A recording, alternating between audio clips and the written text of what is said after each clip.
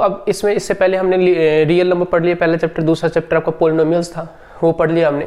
तो अब हम तीसरे चैप्टर पे आते हैं, दो चर वाले रैखिक समीकरण जो होते हैं उसके ऊपर कैसे कैसे क्वेश्चन आते हैं वो हम डिस्कस करेंगे, मेन इंपॉर्टेंट। और इंट्रोडक्शन जो उसका वो मैं आपको पहले बता देता हूँ। तो देखो जैसे नाम में ये टू वेरिएबल्स, यानी कि एक इक्वेशन ऐसा जिसके अंदर दो वेरिएबल हो, दो वेरिएबल यानी कि दो चर हो। तो कहने मतलब कि जैसे मैं कहूँगा कि एक इक्वेशन हमने मान लिया कि ax plus B Y plus में c इक्वल टू 0।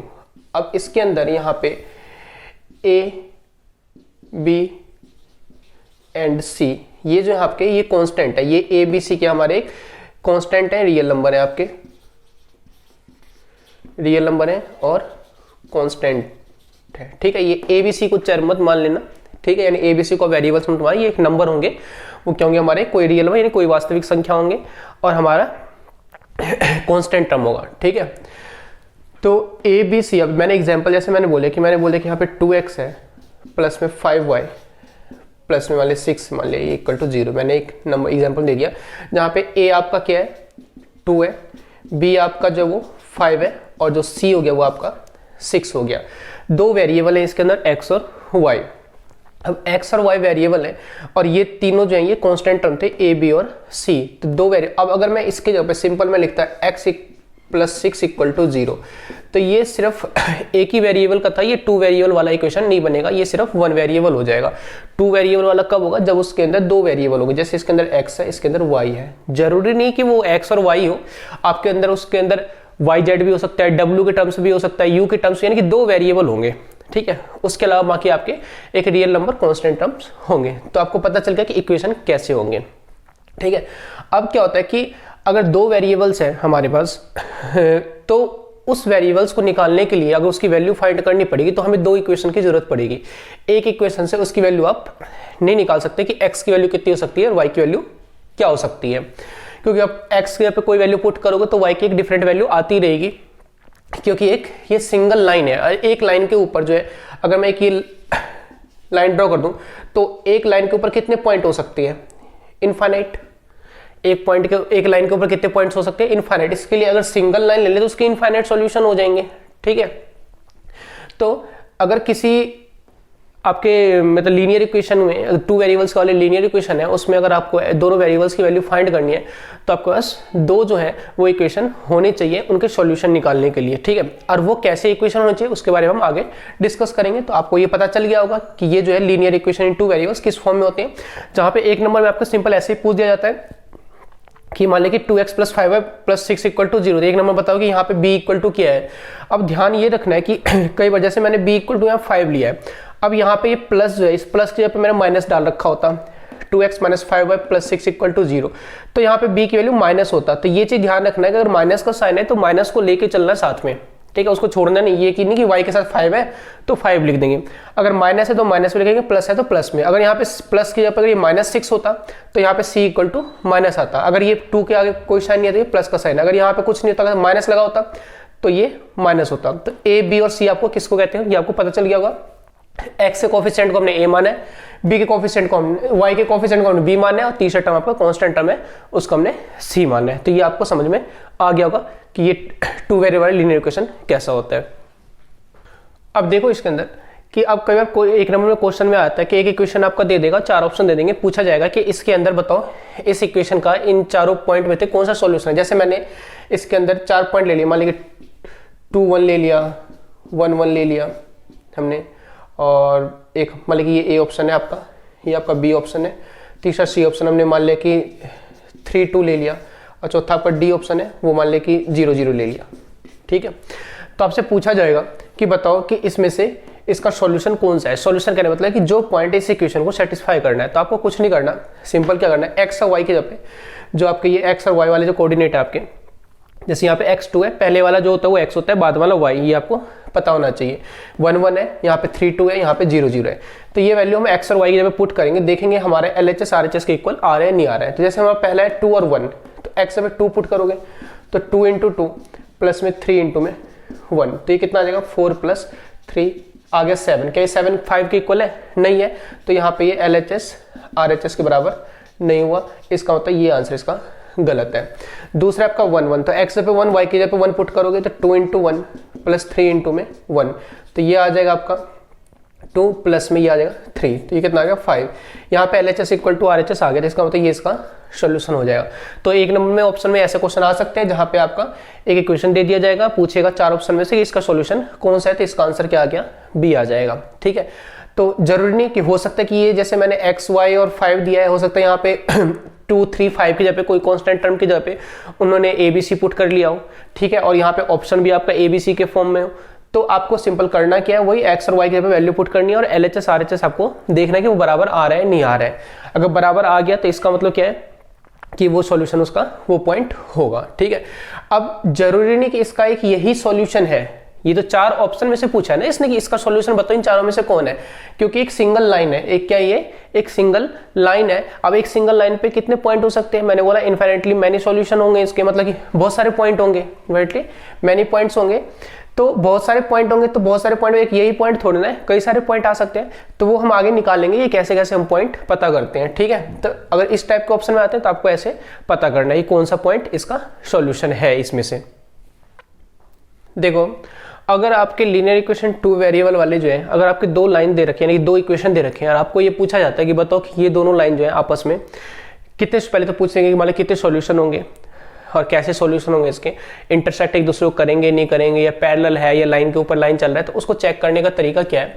तो मान लीजिए 2 इक्वेशन है आपके, एक में हमने A1 B1 C1 मान लिया, एक में हमने A2 B2 C2 मान लिया, जो हमारे रियल नंबर कांस्टेंट टर्म थे। ठीक है, और बाकी x y वेरिएबल सब में ही है। तो हमें सबसे पहले क्या चेक करना है कि ये A1 अपॉन में A2, देखना है कि B1 अपॉन में B2 के बराबर है कि नहीं है। अगर वो बराबर नहीं है, अगर ये दोनों मान लें कि ये अपॉन ये निकाला और ये अपॉन में ये निकाला, यानी कि इन दोनों को डिवाइड किया हमने A1 A2 को, अब B1 B2 को डिवाइड किया, देखा कि वो बराबर अगर नहीं आ रहा है, तो इसका मतलब ये जो हमारा लाइन 1 था ये हमारा लाइन 2 था, इसका मतलब लाइन 1 जो है लाइन 2 को क्या कर रही है, इंटरसेक्ट कर रही है। क्या कर रही है, इंटरसेक्ट, मल्टीप्लाई मत समझ लेना, मैंने इंटरसेक्ट के लिए यूज किया हमने कि 2 लाइन जो एक दूसरे को इंटरसेक्ट कर रही है एक पॉइंट पे। ठीक है, कब, अगर A1 A2 और B1 B2 अगर इक्वल नहीं है, तो अगर नहीं है तो इंटरसेक्ट करेगी, और कोई 2 लाइन अगर एक दूसरे को एक पॉइंट पे इंटरसेक्ट करे तो इसका सॉल्यूशन कितना आएगा, 1 आएगा। तो इसके कितने सॉल्यूशन होंगे आपके, 1 सॉल्यूशन होंगे। ठीक है, यानी यहाँ से x और y की जो वैल्यू आएगी वो एक वैल्यू आएगी जहाँ पे वो इंटरसेक्ट करते हैं। कब, जब A1 A2 B1 B2 बराबर नहीं है।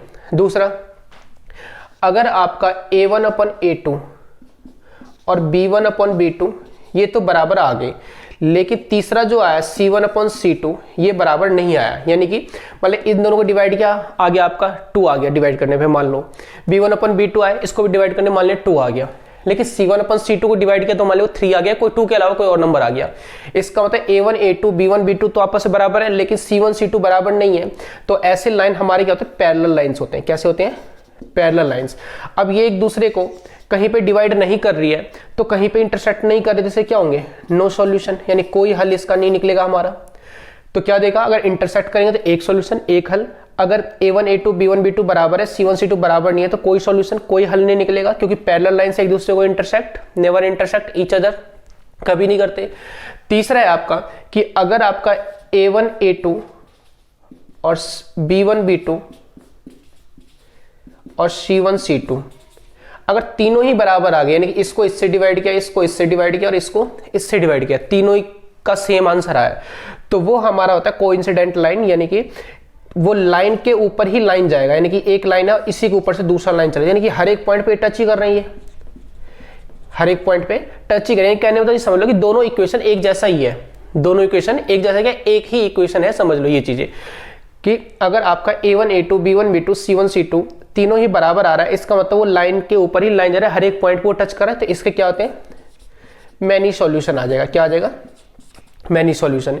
ये आपका कोइंसिडेंट लाइन हो जाएगा, ये पैरेलल हो जाएगा, ये इंटरसेक्टिंग लाइन बन जाएगा, ये पैरेलल, ये कोइंसिडेंट लाइन बन जाएगा। ठीक है, और ये हर एक पॉइंट पे टच करे, इसलिए इसके मैनी सॉल्यूशन होगा। इसको हम संपाती रेखा बोलते हैं हिंदी में। हिंदी में क्या बोलते हैं हम, संपाती रेखा। ठीक है, इंटरसेक्टिंग यानी प्रतिच्छेदी रेखा बन जाएगा, ये समांतर रेखा बन जाएंगे, और ये संपाती रेखा, इंटरसेक्टिंग लाइन, पैरेलल लाइन और आपका कोइंसिडेंट लाइन। आगे समझ में। अब जैसे मैं एक एग्जांपल ले लेता हूं, मैंने कहा कि एक तो आपका 2x प्लस में ये मान लिया 3y इक्वल टू में, या फिर यहीं पे मान लिया हमने कि ये 5 है equal to 0, plus 5 equal to 0, और यहाँ पे मान लिया कि मैंने ये 4x है और ये मान लिया मैंने 6y मान लिया, और यहाँ पे मान लिया कि ये आपका 15 इक्वल टू 0 आ गया। तो a1/a2, ये देखो a1/a2 क्या है 2/4, इसको अगर आप कैंसिल करोगे तो ये 1/2 आ जाएगा। अगर आप b1/b2 निकालोगे, b1 3 है, b2 हमारा 6 है, तो 3/6 इसको भी डिवाइड करोगे तो क्या आएगा 1/2 आ जाएगा। अब ये भी 1/2 आ गया, ये भी 1/2, यानी a1 a2 b1 b2 तो बराबर आ गया। तो आपको फिर अब c1 c2 निकालो। अगर आप c1/c2 निकालोगे तो ये है 5 और ये है 15, अगर इसको आप कैंसिल करो तो 1/3 आ जाएगा। तो ये दोनों तो बराबर है, ये बराबर नहीं है, ये बराबर नहीं है।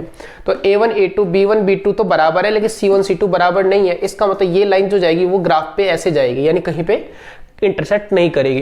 तो इसको कितने, अगर पूछा जाएगा पेपर में कितने सॉल्यूशन है, इक्वेशन दे दिया जाएगा, बताओ कि इसके कितने सॉल्यूशन होंगे। ऑप्शन दे दिया जाएगा 1 सॉल्यूशन होंगे, 2 होंगे, मैनी होगा, या कोई सॉल्यूशन नहीं होगा। तो आपको ऐसे फाइंड करना है और फिर आपको बताना है कि इसके कोई सॉल्यूशन नहीं है, नो सॉल्यूशन। अब यहीं पे अगर मैंने यहाँ पे 3/6 यहाँ पे मैंने 6 मैंने 8 डाल दिया होता, यहाँ पे क्या डाल दिया होता 8, तो ये तो 1/2 आ गया, लेकिन यहाँ पे 3/8 आया था, 3/8 कैंसिल भी नहीं होगा।